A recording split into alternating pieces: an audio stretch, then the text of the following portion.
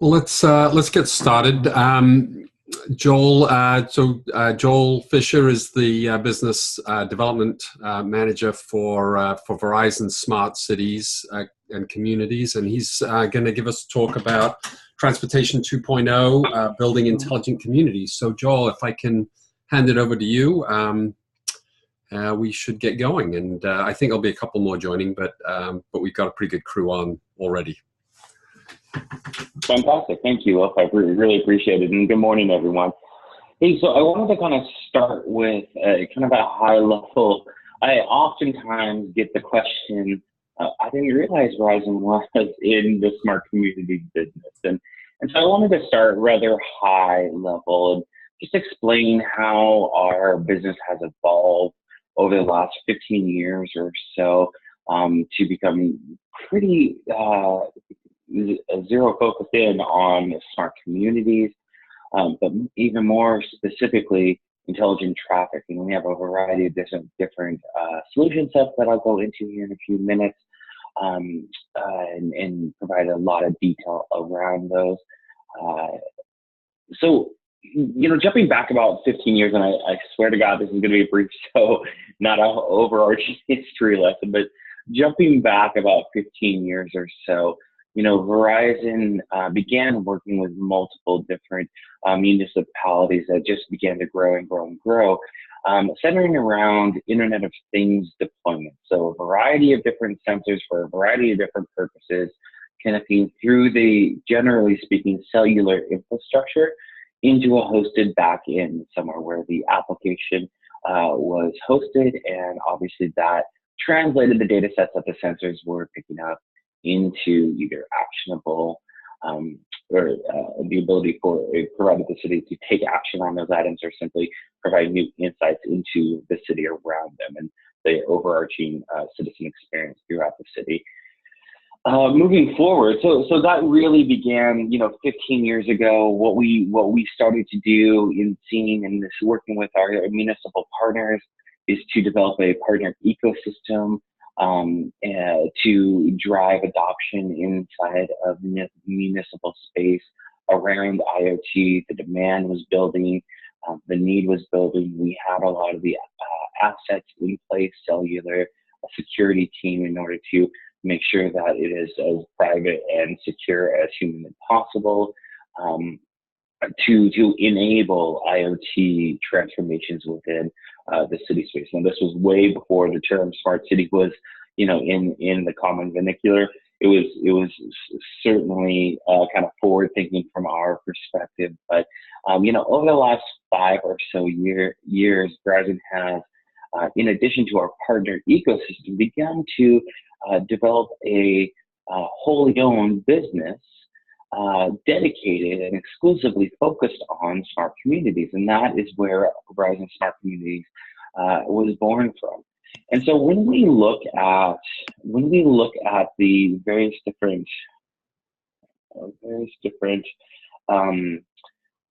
solution sets, right? We really look at it through 3 different lenses, right? So when we set out to create new solutions based on the feedback from our municipal partners, we look at it through 3 different lenses. The first one is, how is it going to improve this sustainability and efficiency inside of the city? The second is, how is it going to improve public safety and the security of the city? And then the last one is, how will this particular solution help to improve the overarching citizen experience as they move through the city? And so, as you can imagine, traffic really affects all 3 of these fundamental pillars or lenses that we assess any potential new solutions through. In addition, so I just wanted to start by highlighting a variety of different solutions. There are more. I want to just put that out there, but I wanted to give you kind of an overarching idea about where we are at, what solution sets are available. We're going to zero in and talk about the last 4 here in a few minutes. So maybe I'll pause. Was there a question?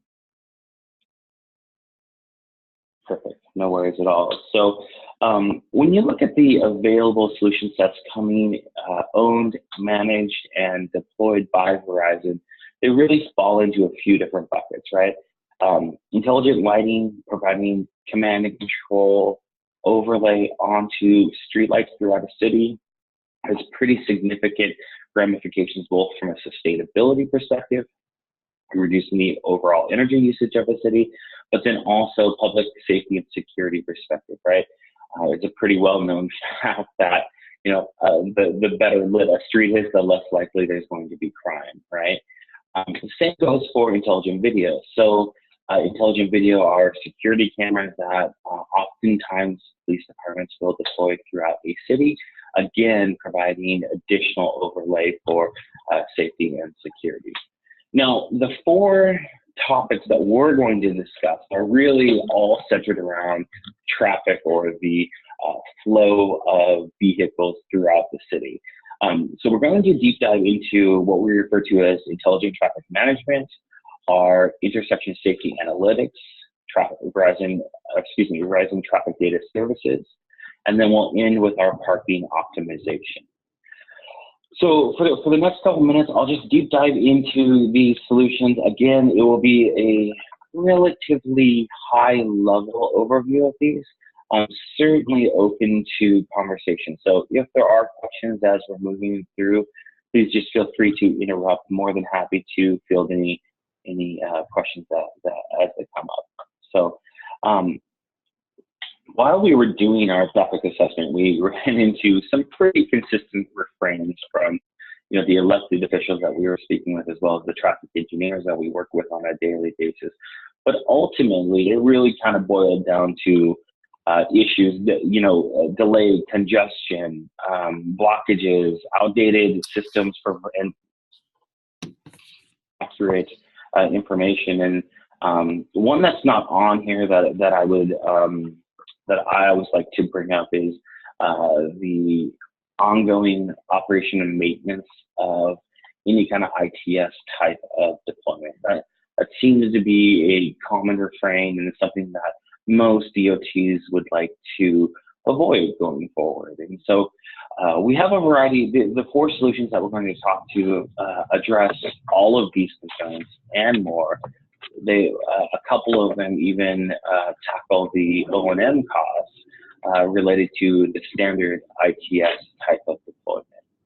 So the first one I really want to talk about is our intelligent traffic management solution. This is a relatively standard type of ITS deployment. It's going to be able to provide signal optimization, real-time data flow and congestion reports. It's going to enable cities to improve traffic flow throughout their community. When you look at the overall gains that you're going to get from ITM, intelligent traffic management, it really comes down to increased safety and quality, improving the quality of life, and then really streamlining the operations within an organization, because now all of a sudden you have the ability to get highly accurate data in real time as a managed service from Verizon. So really you don't have to worry about the ongoing O&M costs as you move forward with this. You just worry about the quality and quantity of data that's coming in. All of it is, again, a managed solution, so there's no need to stand up a new server, no need to worry about creating an application or some way to actually view the data feed that's coming in. It's all exportable, so if you have an ATMS system, you can export this data in real time into the ATMS system for real-time signal optimization. I'll actually jump down to this slide right here. So when we talk about our intelligent traffic management, I think it's always wise to talk it through from an architectural standpoint. It tends to make the most sense to me. I'm a kind of a simpleton, so I always like to boil it down and to the simplest common denominator so that I can actually understand it. But essentially, our intelligent traffic management solution, it combines data from two different sensor sets, right?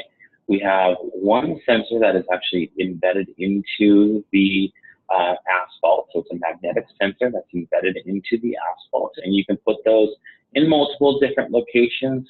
Sometimes you double up, sometimes you only put it at the stop bar, but these magnetic sensors go under the asphalt and detect cars as they go over the top of them. In addition to that, we have Wi-Fi sniffers that we install as well. And what's great about this solution is that you can really work with either or both of these sensor sets. So if you didn't want to core into the street itself, or if you didn't want to install the Wi-Fi components, you have the flexibility to work in either scenario, right? So we have, if you look on the left-hand side, we have different flavors, if you will, or packages of the intelligent traffic management solution, which offer a variety of different reports and data sets as you build. So as you move from the basic to the advanced plus, each of these build on each other. So assuming that you move with or choose to go with like an advanced plus, you would get everything listed there plus everything above, right? If you just go with the basic, you're just going to get the three main bullet points listed there: travel times, intersection delay, and OD reports. So maybe I'll pause there and field any questions that we have related to intelligent traffic management. I plan to move on to our data services next. So what questions do we have around our intelligent traffic management solution? Do you, Joel, do you operate a service here, or do you just provide the technology for the components? Do you manage this? Do you have operation centers and operate in real time? Yeah, so it's an interesting question. So typically, this solution is deployed, and the DOT within a municipality would gain access into the web portal and have access to not only the real-time traffic data, also historical reports. We can set up via an API call to any kind of ATMS system that the city may be using in real time, so make that real-time connection. So it can be as simple as that. And then we also have flexibility around the actual sensors themselves, you know, whether the city wants to maintain ownership of the sensors, or if they would prefer Verizon to maintain ownership and just simply deliver the data to them. Again, some flexibility as it relates to that. But the standard model, I would say, you know, the city owns the sensors and they gain access into our web portal and have the ability to export the data to wherever they want it to feed into in real time.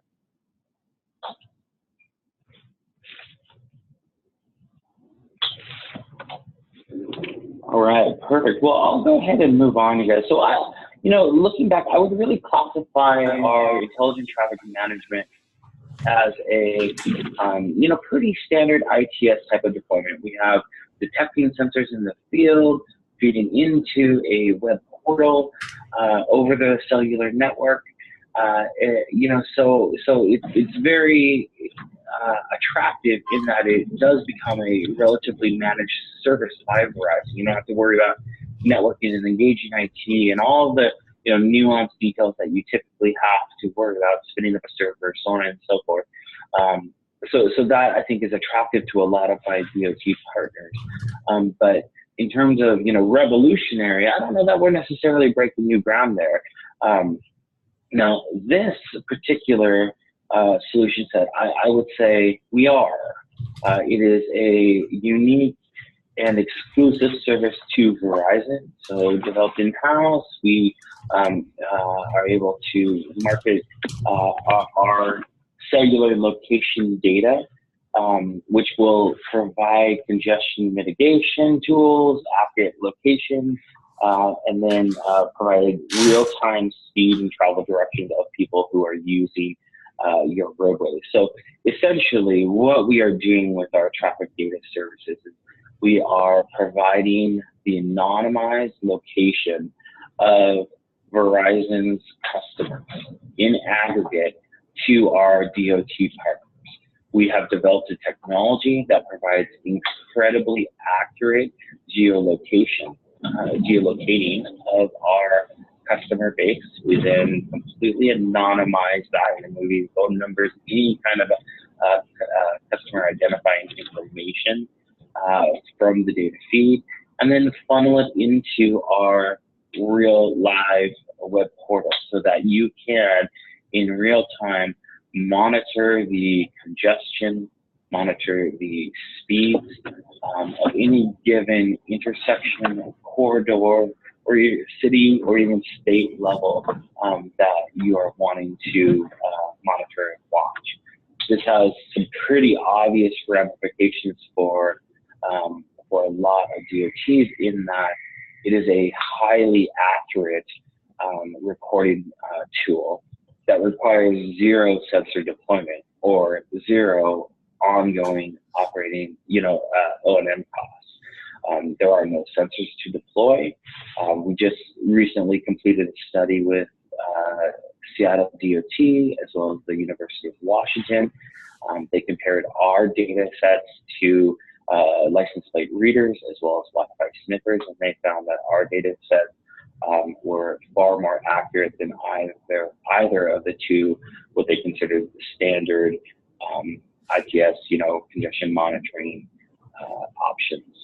Joel, when you say accurate, do you know how accurate? I mean, there is a wide range of what's considered highly accurate. Are you talking centimeters here, or are you talking meters? Are you talking the right block?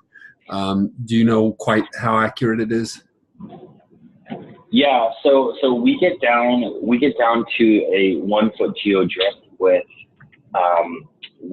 our TDS product, our traffic data services product. So within 1 foot, we'd be able to tell you where all of our all customers that are carrying a Verizon device are.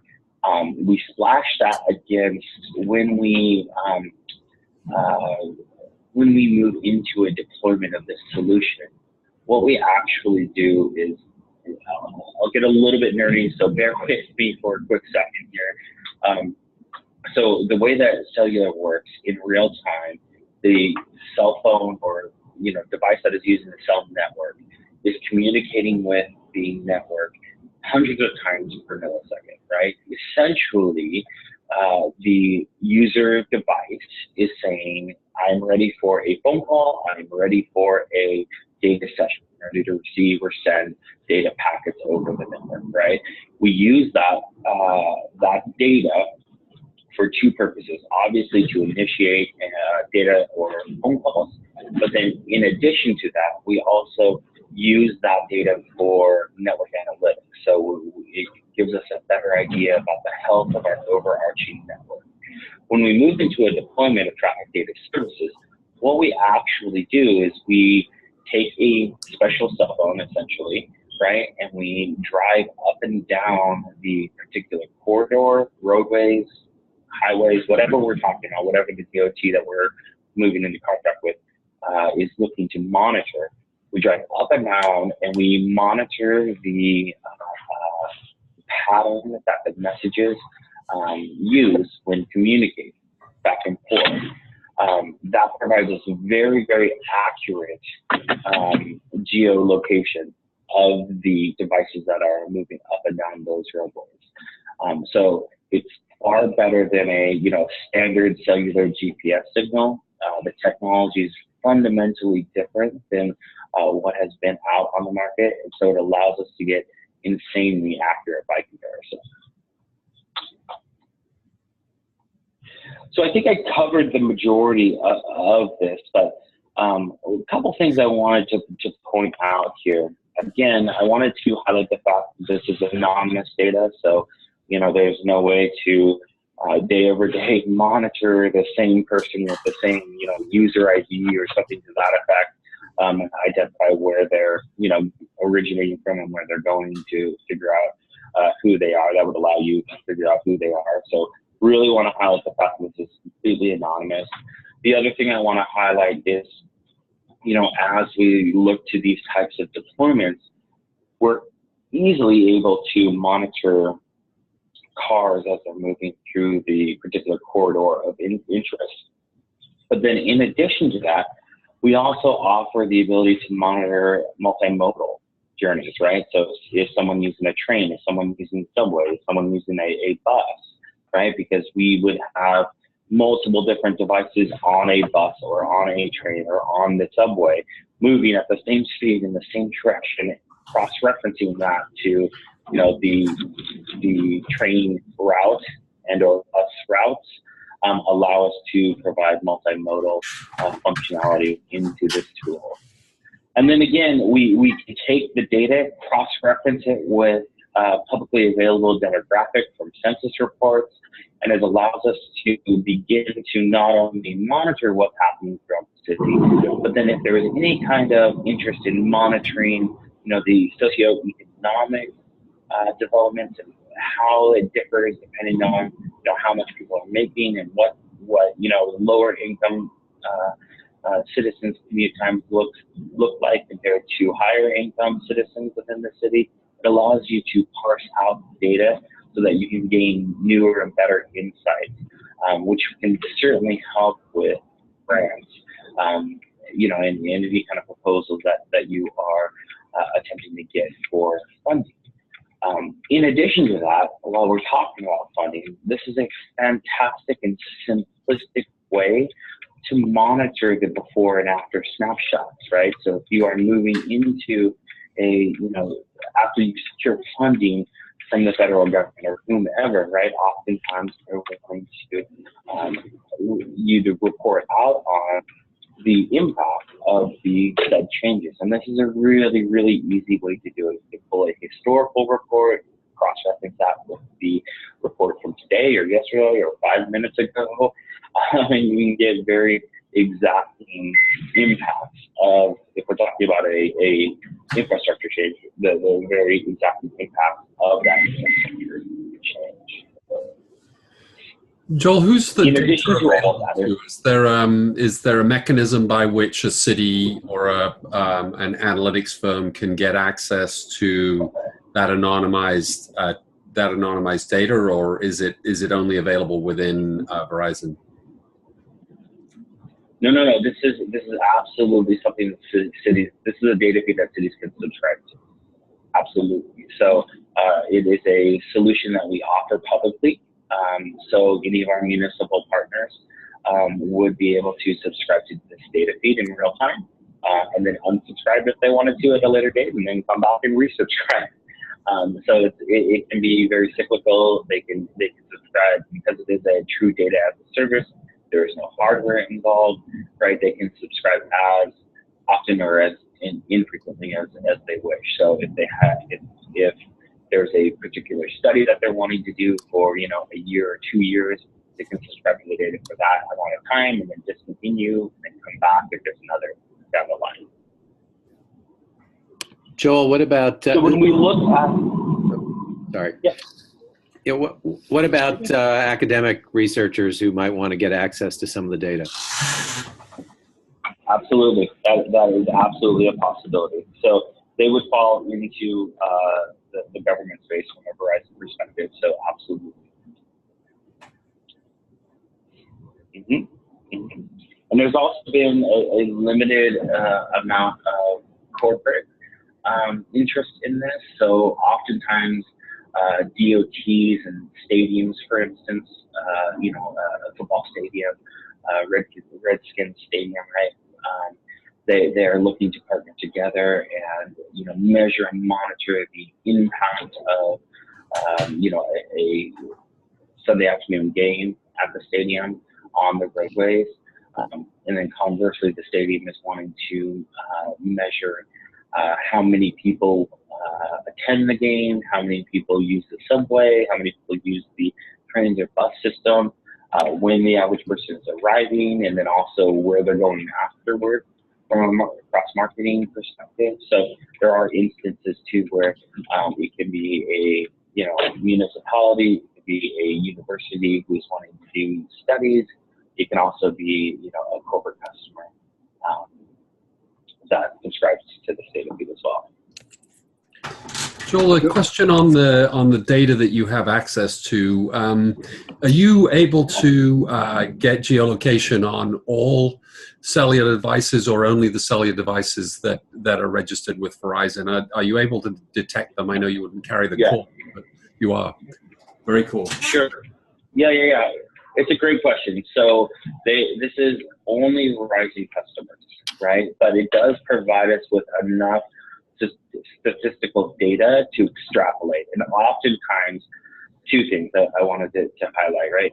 So in terms of market share nationally, our national market share is right around 36% of the U.S. population, right? So all things being equal, some cities it's going to be more, particularly in the Northwest, it tends to skew on the higher of that. But all things being equal, you're going to get around 36% of the total population within a city, right? Which provides enough statistical accuracy to absolutely provide very tracking location. Gives you a pretty good idea about the flow of citizens throughout your city. So that's the first thing I really wanted to say. And the other is this in real time, and it's not when they're simply using an application, right? So in a lot of other instances, we talk about accuracies, particularly with like applications and standard GPS from a cell phone device. This is far more accurate than that. It's also it is also something that happens regardless of whether someone is using Facebook, for instance, or not, right? This as long as they are connected to the infrastructure, we are picking up their data and making it useful. Joel, have there been comparisons with your accuracy relative to what Google could do with their map data? There has been. I don't have the results right now off the top of my head, but there absolutely have been. Absolutely. And typically, and I guess you'll have to take my word for it until the white paper comes out, right? But we are quite a bit more exacting and specific with our analyses and reporting than is publicly available in other GPS type of methodology. One other question.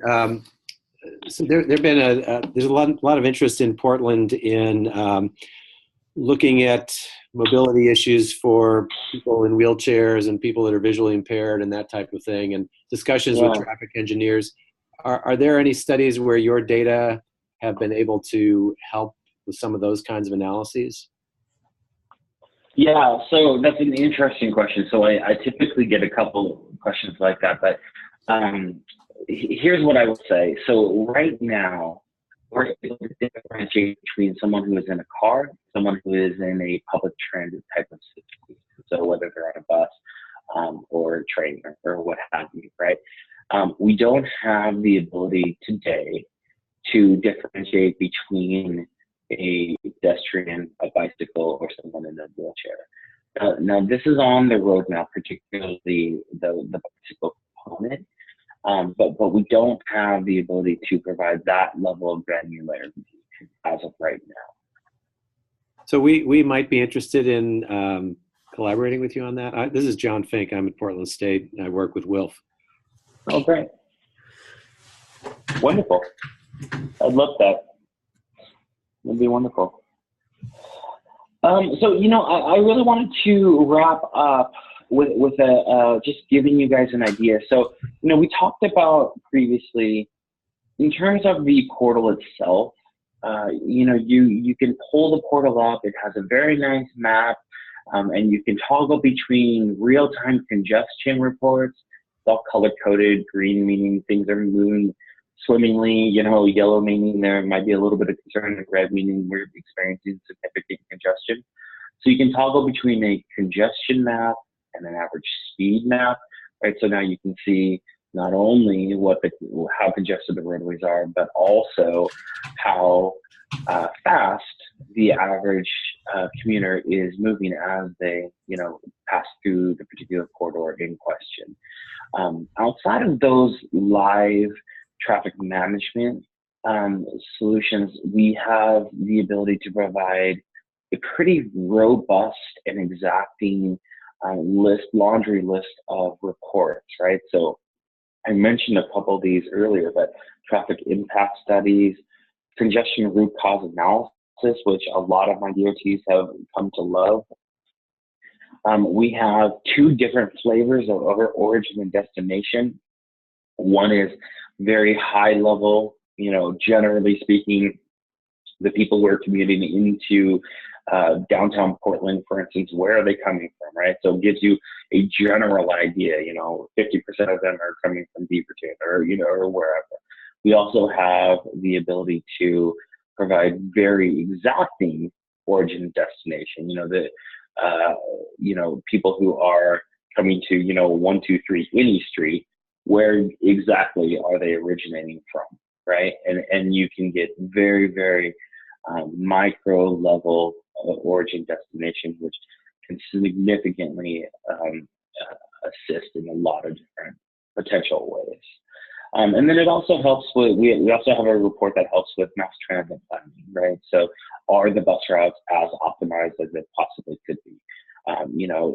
Do we need a, additional subway stop in XYZ? Can we potentially skip this stop? So on and so forth. So it helps with mass transit planning as well. So I'm going to move on to, I actually wanted to, thank you. I wanted to include a picture. This is the map that you will see and can pull up in your operations center if you wanted to, but it gives you an idea about how fast this particular screen cap is a congestion report. So you can hover over it and see not only, or you can visually look at it and see, how well the traffic is flowing, but then you can also click on one of the individual dots and see the average speed. So obviously right now we're hovering over one of the red dots, and you can see that the average speed is around 9 miles an hour. So before I move on to our intersection safety analytics tool, I wanted to pause. I know there was a couple questions, but are there any other questions around the traffic data services?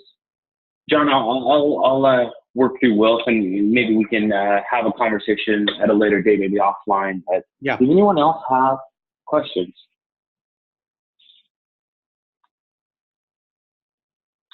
Okay. Well, perfect, you guys. So, as we're going, kind of going back to the original lenses in which we look at all the various different solutions, we talked a lot about improving efficiency and therefore the sustainability within the city by optimizing street lights and assisting DOTs in getting real-time congestion speed reports for the roadways, enabling actions to be taken to improve the flow of traffic throughout.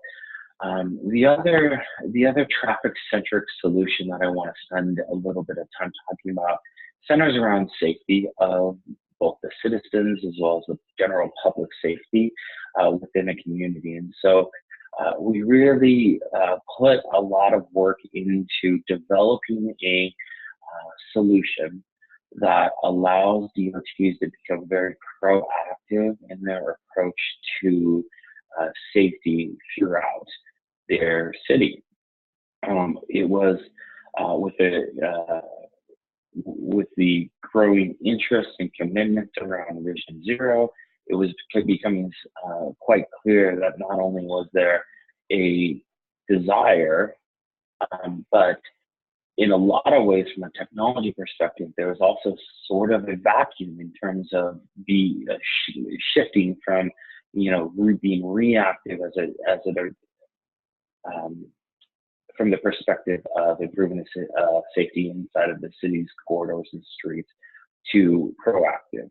And so that's really where this, the why behind intersection safety analytics so with this tool, it provides essentially report card on the safety of the intersections in question. And so the solution itself is going to track things like the number of bicycles, pedestrians, things like the number of free turns, the number of near pedestrian misses, which can be defined by the end user. So, there's a lot of solutions out there that say that they offer, near misses, but there's a little bit of question around what is classified as a near miss between a person and a vehicle, or a bicycle and a vehicle. And so you have the ability to put in your own specification as to what you particularly want near miss to be classified as. So it helps you, again, become very, very proactive in your approach, and also define what it is that you're going to be measuring. So at the end of the day, what we're talking about, let me skip down here real quick. I want to show you how this works, and then I'll come back up to the solution itself. So Verizon has developed a video sensor node. The video node will, in real time, use 3 different forms of technology. The first is computer vision to monitor what is in the field of view from the cameras. It will then use artificial intelligence as well as machine learning to make the translation from what the camera is seeing into metadata. Okay, the default for this video node sensor is to only transport metadata as opposed to video, which is insanely advantageous, particularly up here in the Northwest, where there's, and I think justifiably so, quite a bit of concern around the overarching privacy of the citizens within a city, right? Oftentimes cities want to avoid capturing people's faces and so on and so forth.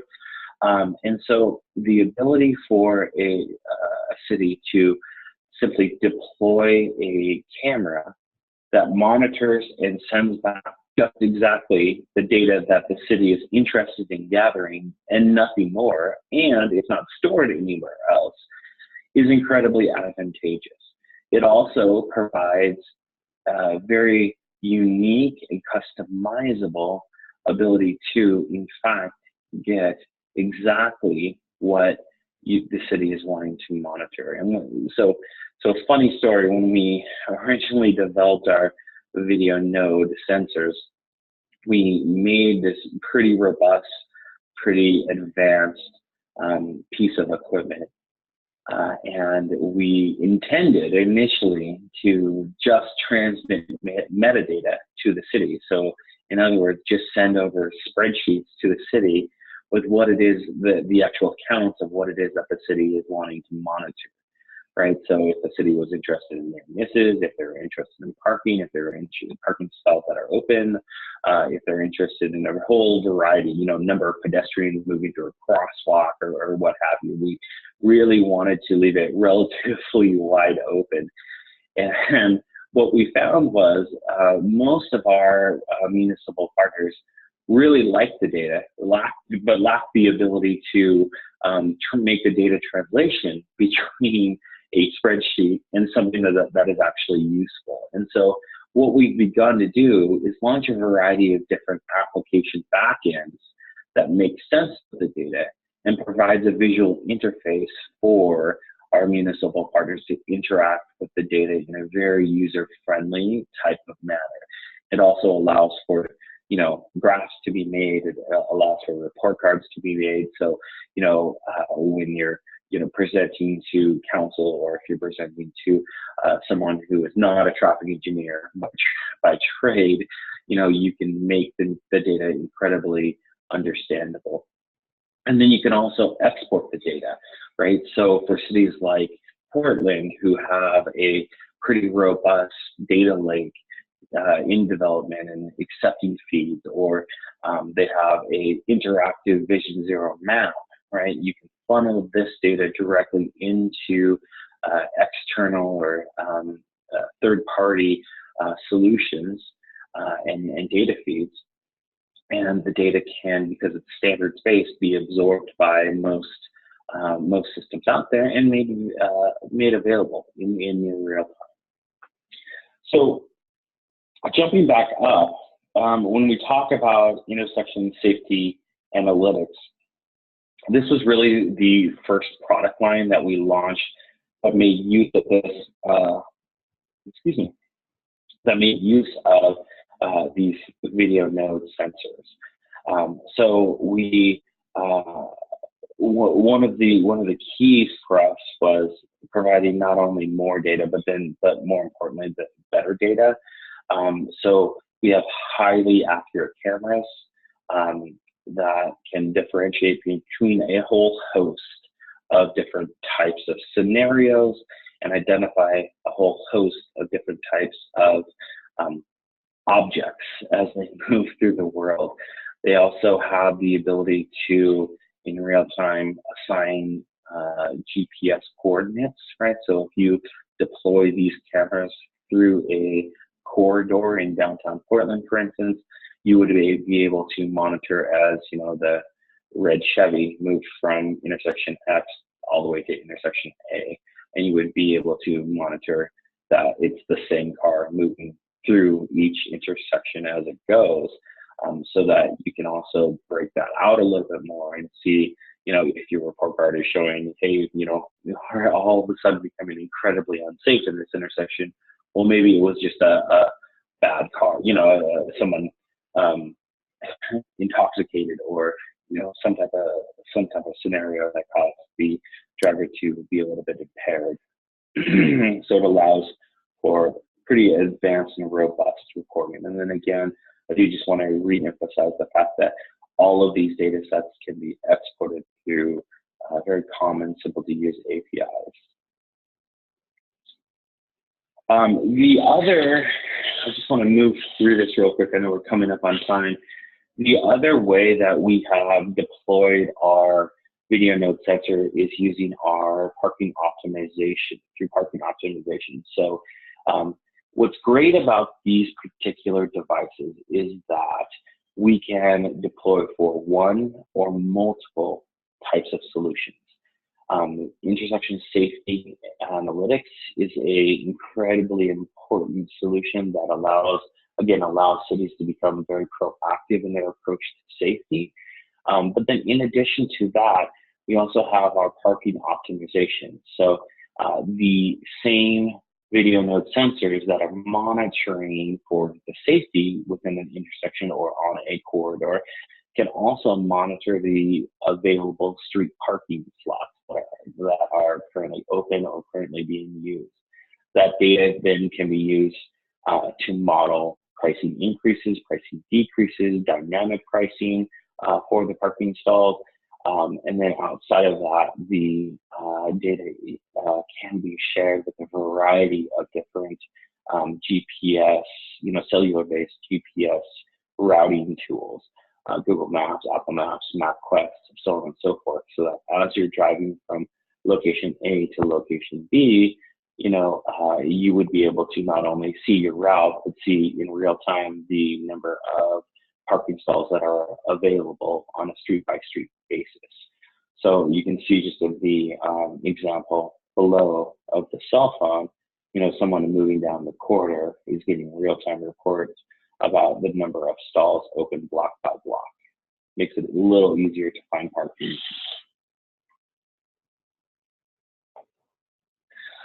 So I wanted to end with a few case studies, just so you know who is using this throughout the country. I'm going to focus in on 4 or so main cities. I may skip one just for the sake of time, but I want to highlight at least 2 of these real quick. But the first one I really want to highlight is Kansas City, Missouri. Again, pretty advanced from a smart cities perspective. They tend to be kind of early adopters, and to that end, they've installed just shy of 200 or so of the video sensor nodes along 2.2 miles within the downtown core. Their use cases are fascinating and I would say very unique, but they are obviously using it to improve safety within that corridor. They're using it for parking, but then they're doing some interesting, very interesting things with the data that the computer is capturing. So one thing that comes to mind is they're using it to become very predictive of our potholes. And so they're using it to monitor the streets in real time, where puddles are forming, how many cars are going over the top of that, and that allows them to become very, very, very predictive and in a very accurate way as to the formation of future potholes throughout the corridor. So just a quick anecdotal example of the way that you can use the data feeds coming from these video sensor nodes. The other one I really wanted to talk through was Boston. Again, their primary driver was centered around Vision Zero and improving the safety throughout the city. And so to that end, they have deployed several of these video nodes, primarily monitoring for near misses between pedestrians, bicycles, as well as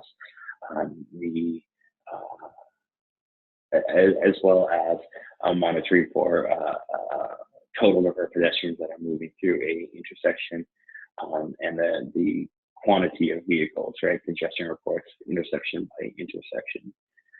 The last one I really wanted to highlight is our partnership with Sacramento, California. We had a sizable, from a financial perspective, a sizable investment in Sacramento.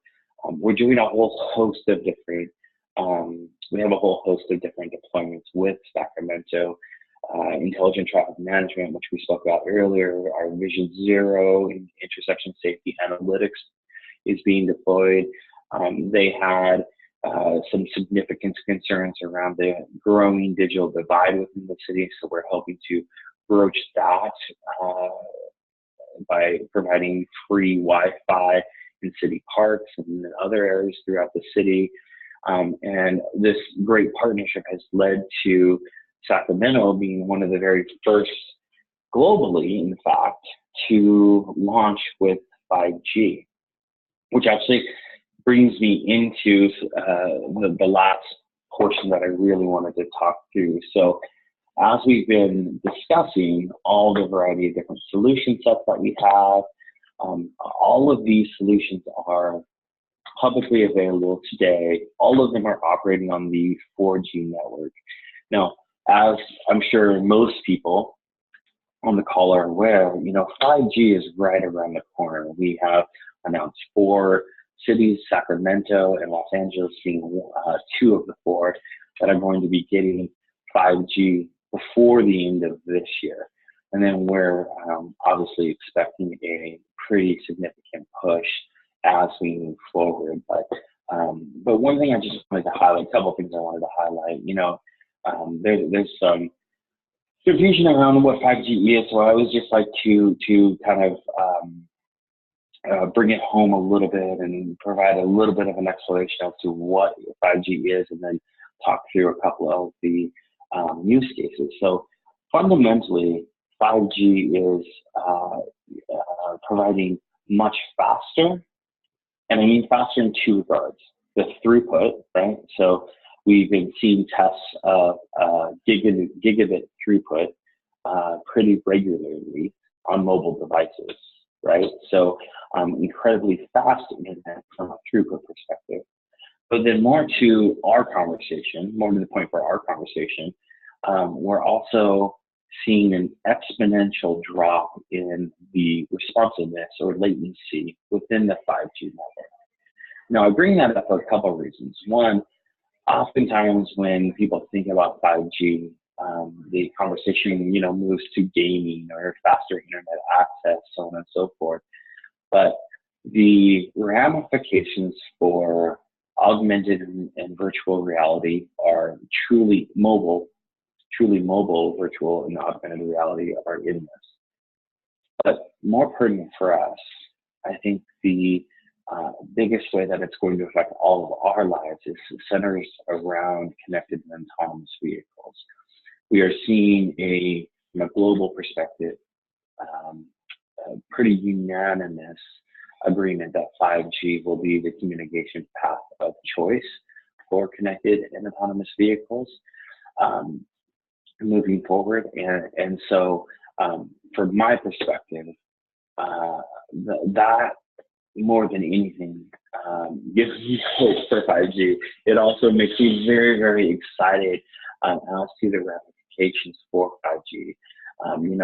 It can be something as simple as updating maps in real time, these high resolution maps that need the throughput, to providing true V2I, giving the cars the ability to see around the corner and become much more predictive in routing and so on and so forth.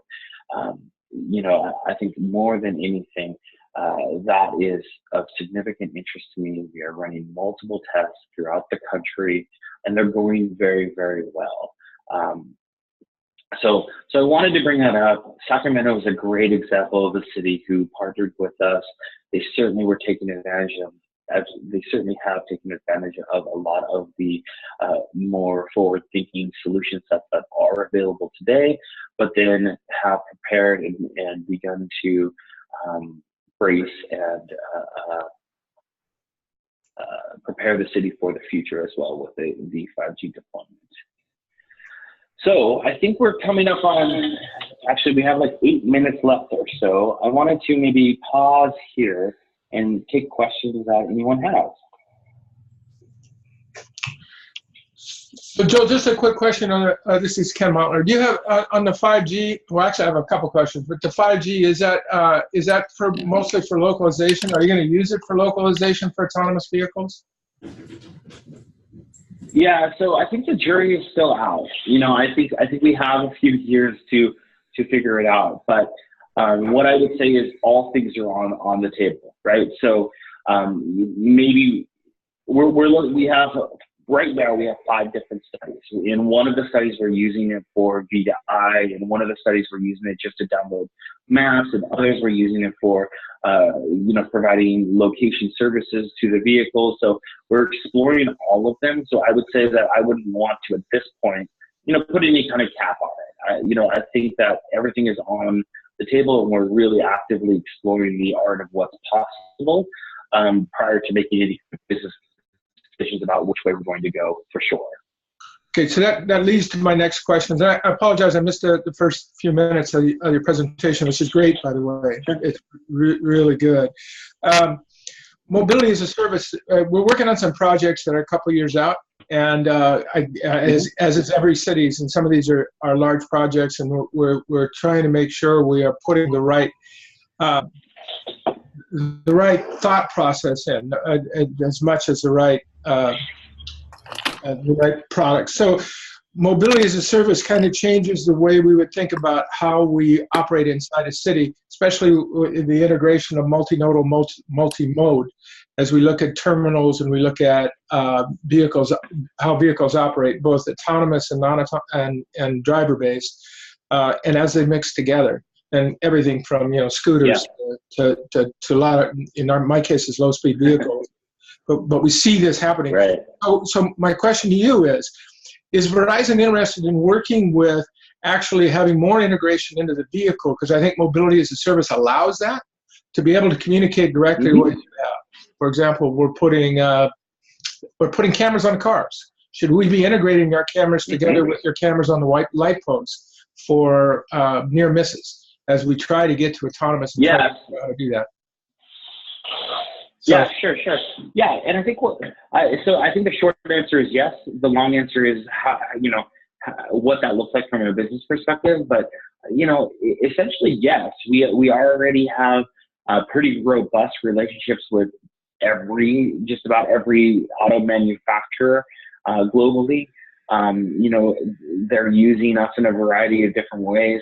Most of the time, it tends to be infotainment as of right now, right? Because for obvious reasons, but a lot of it, is around, streaming and streaming music and updating maps over the air and so on and so forth, as well as like providing a hotspot in your vehicle, right? So, but the relationships are there, and the conversations are evolving quickly into exactly what you're talking about, right? Becoming a much more integrated partnership around instead and preparing for CAB, when that becomes mainstream. And I think we're already starting to see that, but as we move up the SAE scale, up to approaching 5. The connected aspect is going to be more and more imperative,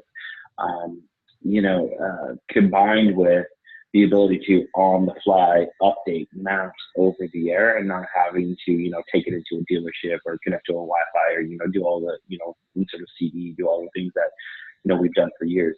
If we're talking even at, 4, SE4, we're going to have to have incredibly accurate mapping, maps downloaded and uploaded, in real time down to the cars. And so I think there's a pretty universal recognition that the necessity for a partnership with a company like Verizon that has a network that covers 99% of the U.S., it would be imperative, especially as our 5G launches and widens.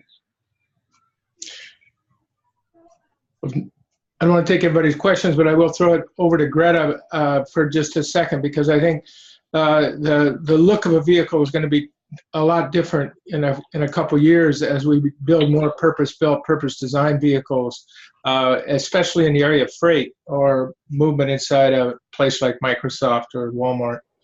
And I do think there's an opportunity to better integrate the future the next couple years as this changes out. So, Greta, you may mention just a little bit what's happening at Compass, if she's still on.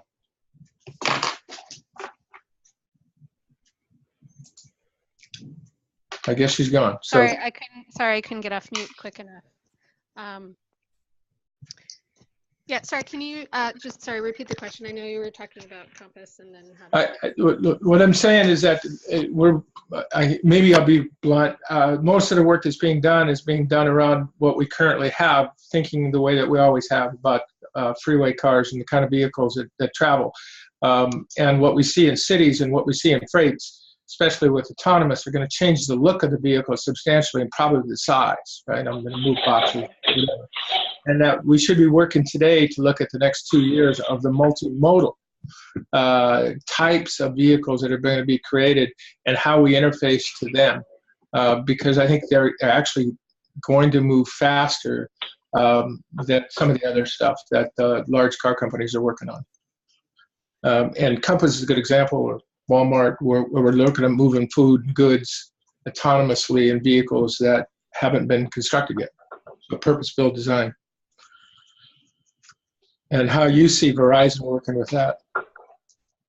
Yeah, that's a great question. I know we have just 1 minute left, but I think combining what you just talked about with low-speed electric vehicles and autonomous, and how everyone from cities to campuses and communities are looking at things like curb space and reducing the single occupancy vehicles and going multimodal. When it comes to what Verizon's doing, with connected cars, using 4G and LTE today, it covers a limited number of use cases. But with 5G, as Joel's kind of briefly touched on, I think there's going to be a lot of opportunity in terms of what we'll be doing. So it's a great question. I think it'll kind of lead the way into future discussions that we have. And thinking about, what is the future of how some of these solutions that are here today will help cities, but looking forward, there's a lot more that we can be doing. And Will, just to add to that, and I know we're coming up on time, from a freight perspective, we have pretty robust, the ability to offer pretty robust reporting on the overarching citywide impacts of freight as it relates to congestion citywide, right? So oftentimes, nuts and bolts is accomplished by using a combination of video node sensors deployed at the port in conjunction with traffic data services that is monitoring the real-time congestion throughout the city. Those two, when splashed together, provide DOT's pretty exacting numbers of total number of trucks that are leaving, as well as the overarching impact that they have as they move through the city on congestion, average speeds and corridors, so on and so forth.